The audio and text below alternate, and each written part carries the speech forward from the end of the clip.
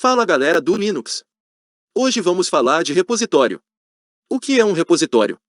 No mundo normal, um repositório é um lugar onde guardamos ou arquivamos alguma coisa. E isso não é diferente em nossa área tecnológica. Aqui ele é traduzido por repositório de pacotes, de software, seja ele de bibliotecas, de módulos, de kernel, de segurança ou de servidores, etc.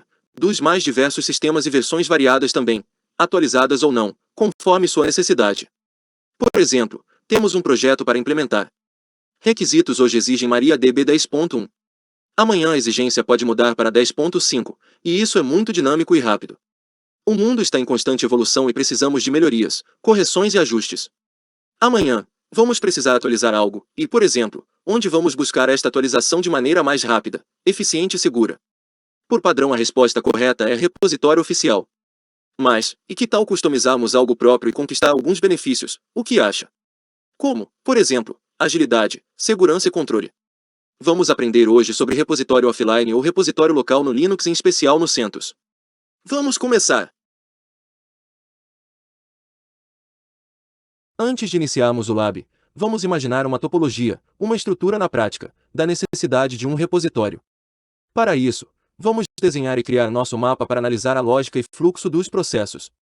Pois aprendendo os processos e fluxos, conseguiremos entender os benefícios. Imagine o seu único servidor. Agora imagine outros servidores. Cada um deles com um serviço específico. Web Server com Apache. Database com MariaDB. E sistema de armazenamento com Gluster.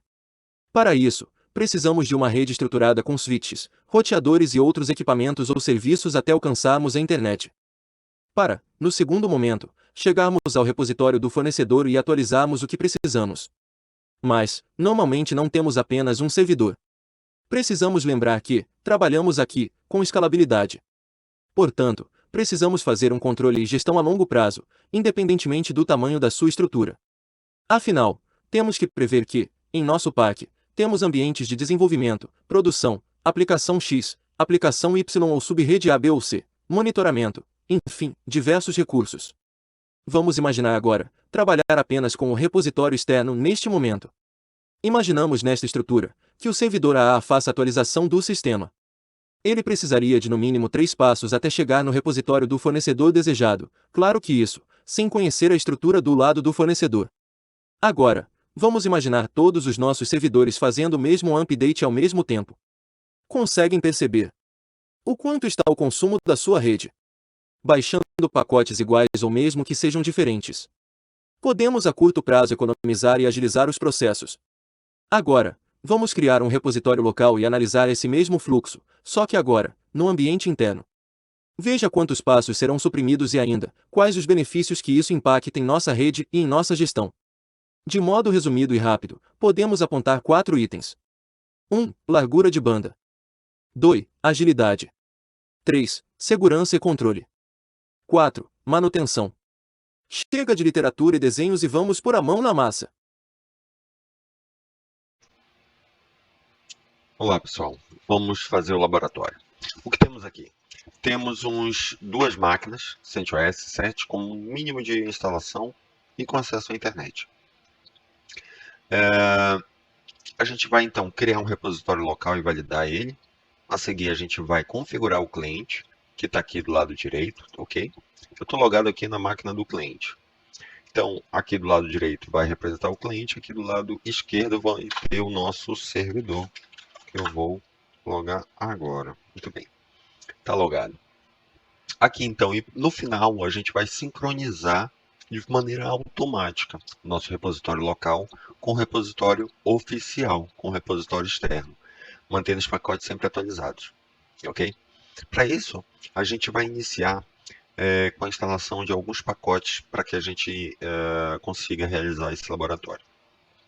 Nosso servidor, então, a gente vai fazer a instalação do rsync, do i1 utils, de um editor de texto da sua preferência, eu utilizo aqui o Vim,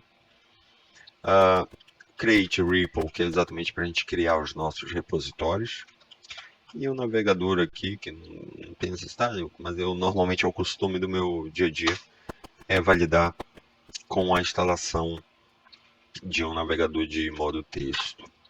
Muito bem. o costume do meu dia a dia é validar com a instalação de um navegador de modo texto assim que concluir. Muito bem, qualquer instalação, normalmente eu limpo aqui o cache. Esse é o mínimo de recursos que a gente precisa. Ok. Agora que concluir qualquer instalação, normalmente eu limpo aqui o cache. Eles se encontram em /etc e um repo. Agora sim, a gente pode iniciar fazendo a remoção dos repositórios oficiais. Esse diretório de backup, mover e um repo todo.d para cá. Muito bem, a gente pode fazer. Estamos a criar aqui um diretório de backup. Isso. Vamos agora criar um diretório onde a gente vai sincronizar os arquivos RPM, ok? Vamos ver aqui nossa tabela de diretórios para ver o que a gente tem disponível. Normalmente eu gosto de incluir um outro volume aqui, um volume extra. Então em /opt tem 45 disponível, então tá tranquilo para a gente utilizar ele. É isso que a gente vai fazer. Vamos criar aqui a nossa listagem de diretórios, se chama repositório. E dentro dele a gente vai separar conforme as categorias de utilização. Por exemplo, vamos utilizar aqui a base do Linux em si, que é representada por OS. A seguir, os updates, para manter exatamente os nomes que refletem nos repositórios oficiais. Extras e, por fim, algo que não é habitual, mas eu costumo colocar, que é o storage. Geralmente, quando a gente trabalha com Gluster, FS, com Ceph, a gente se faz necessário aí essa particularidade. E comumente eu gosto de demonstrar isso também. Muito bem, criamos. Vamos validar se foi criado. Repositório, ok. Criou todos os nossos diretórios. Feito isso, vamos agora localizar quais são os mirrors, quais são os repositórios mais próximos da gente. Isso é importante para a sua latência, para a sincronização dos arquivos. Para isso, o que a gente faz? Vamos aqui no nosso navegador. Vamos colocar aqui mirror list do CentOS. Release CentOS. Ok. Aqui ele já identifica. É o primeiro da lista. Você pode identificar aqui qual é a sua região, se está no Brasil, se está na Alemanha, se está em qualquer outro lugar. E ele vai exatamente trazer para você aqui toda a listagem. Rio Grande do Sul, Espírito Santo, Amazonas, enfim.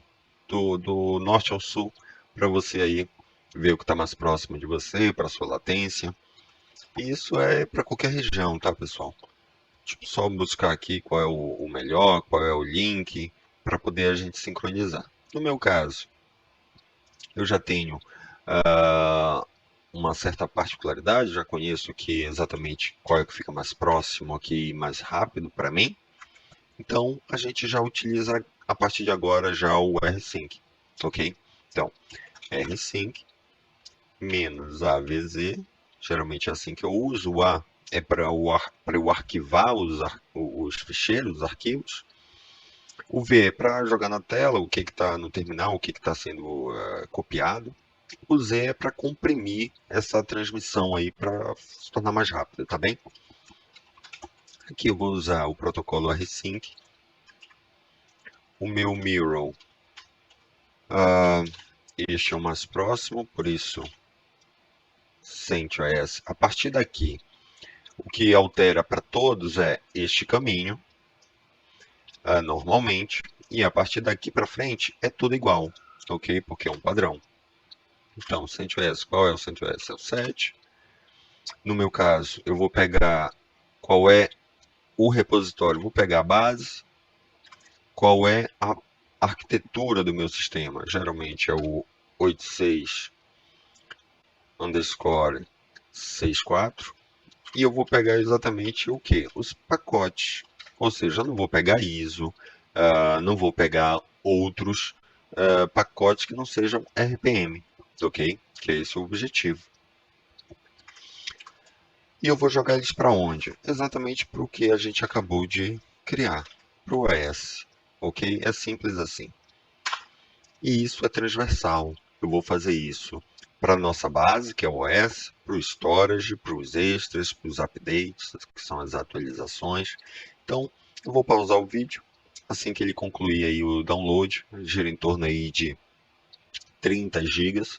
Assim que ele concluir, eu volto aqui para a gente dar continuidade, tá bem? Ok, terminou de copiar aqui, pessoal. Vamos ver aqui quanto que ficou ocupado. Ficou aqui ao todo com 37 GB de ocupação, ok? A gente pode analisar melhor desta maneira, de forma mais explícita, por isso extras quase 1 GB, 9 GB para base do Linux, 2.6 para storage, que envolve NFS, Ceph, Samba, e 25 GB com os updates, o que é natural.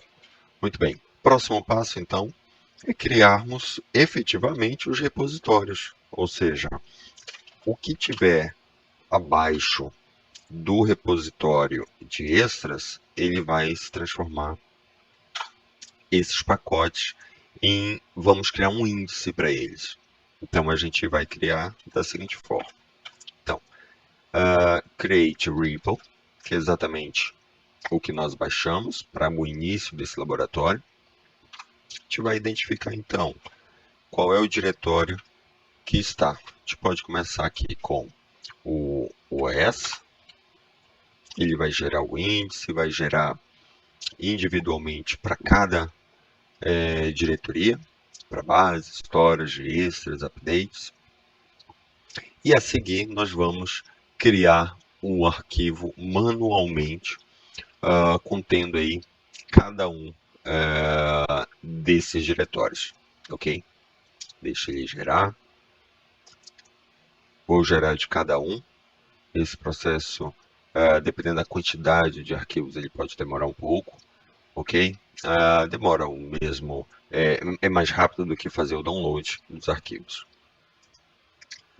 Os repositórios foram criados, extra, update, storage e a base Linux propriamente dito, ok?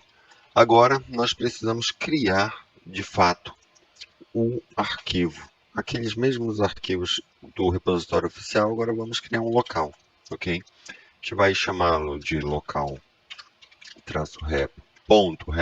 tem que ter essa extensão .rep, ok?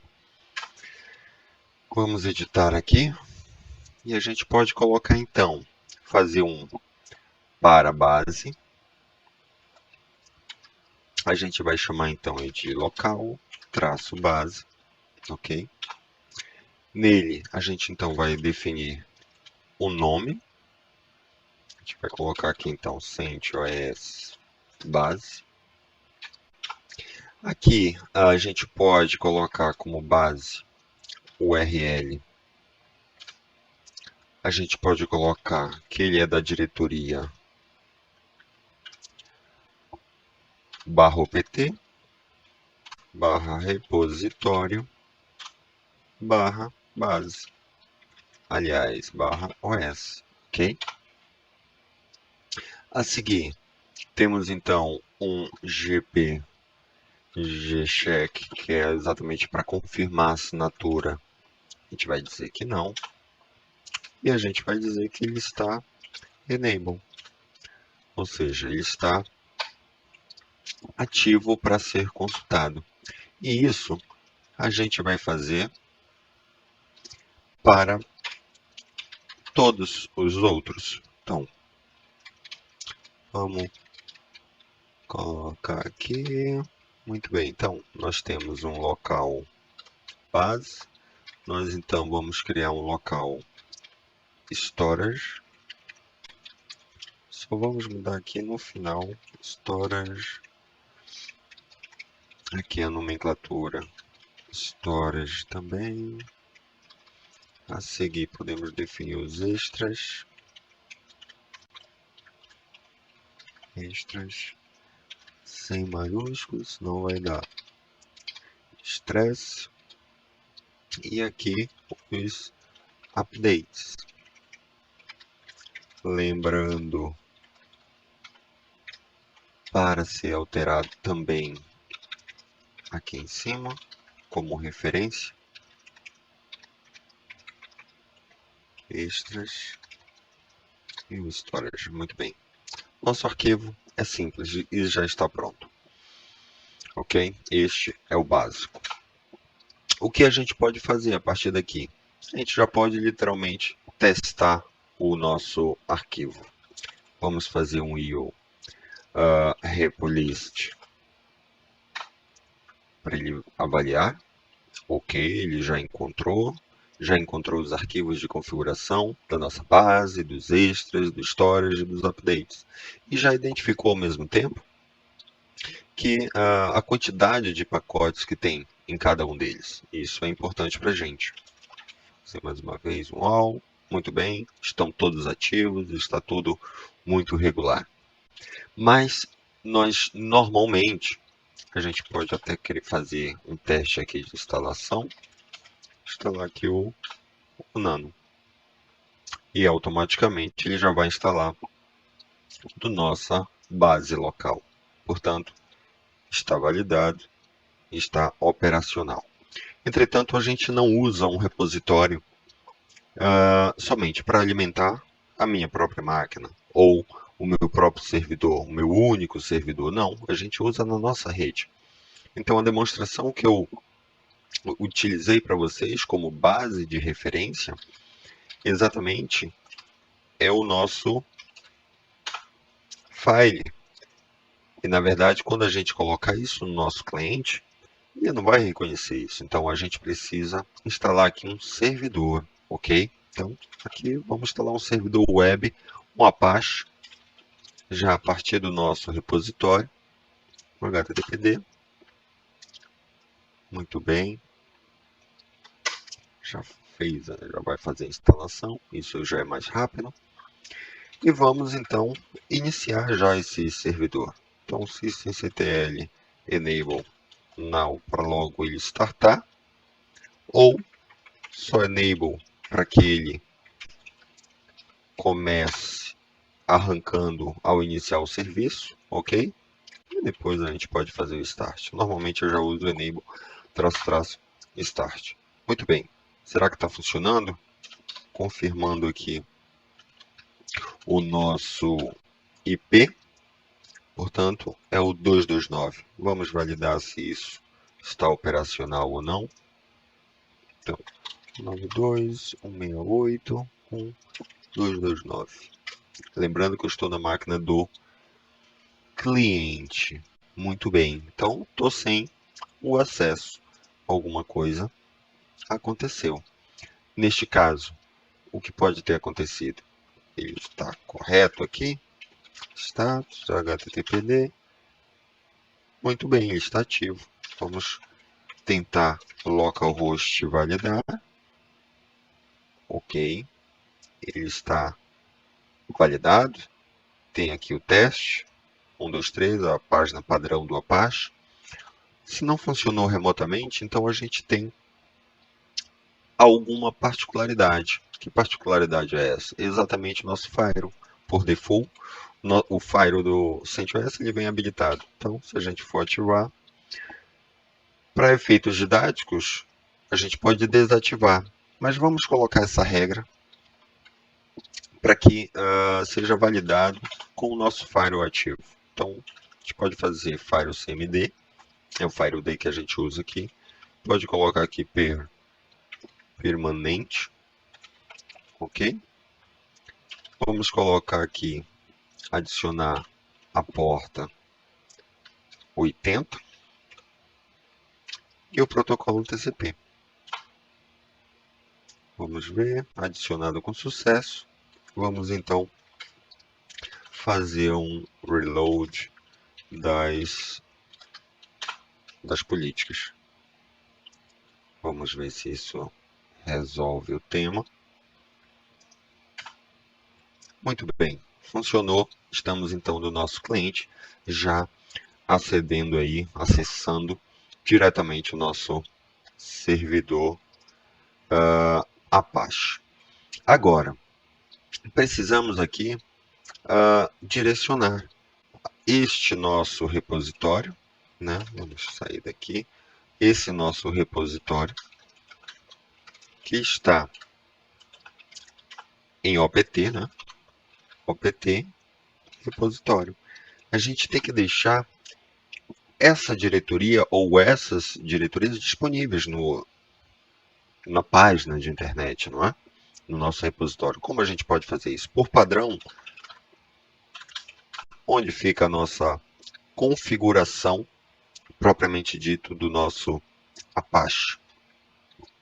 Nosso Apache, por padrão, ele vem www.http, aliás, var www.html. Este é o nosso diretório padrão.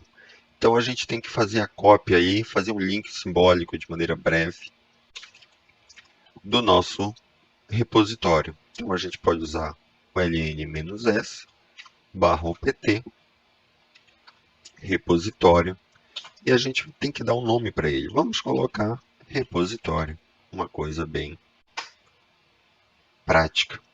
Vamos confirmar se isso daqui já resolve. A gente pode confirmar internamente repositório. Vamos colocar aqui um http para ver se isso funciona. Muito bem, funcionou aqui localmente, mas não é isso que importa. O que importa é se funciona aqui. Repositório. Muito bem, então nós já temos aí este acesso liberado. Muito bem. Uma vez liberado, vamos voltar para o nosso arquivo de configuração para assim configurar de maneira prática. A gente pode até fazer essa base URL, deixar comentado aqui para servir como exemplo.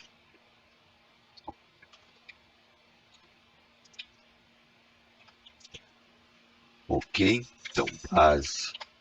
A gente vai, neste caso, em vez de file, a gente vai identificar então ele como HTTP, ok? HTTP HTTP Neste caso, vamos deixar o nosso IP 92.168.1.229, que é o caminho, é o repositório. Repositório OS, ok? Neste caso, vamos fazer aqui uma cópia. Eu copiei aqui com Y, ok? Assim que nós copiamos no VI, no Vim.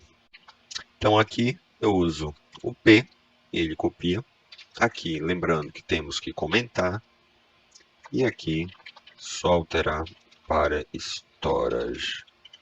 Ok. Feito isso, mesmo procedimento aqui para o extra. Só utilizo o P. Aqui podemos comentar.